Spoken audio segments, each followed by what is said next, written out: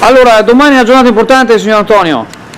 Sì, è molto importante domani, per il 40° anno di età di Roso. Pochi sanno che in Italia il servizio militare non è più obbligatorio non solo per gli umani, ma anche per i muli.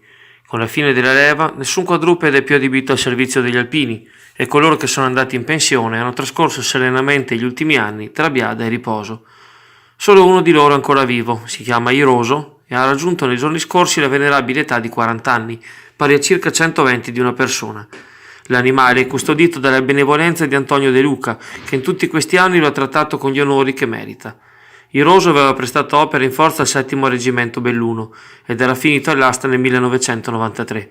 È praticamente cieco e sdentato, gli fa compagnia un'asina e oggi viene celebrato dagli alpini di Vittorio Veneto nella cascina in cui trascorrerà i suoi ultimi giorni, a Cappella Maggiore, sempre nella Marca, dove è diventato una superstar che tutti vogliono conoscere.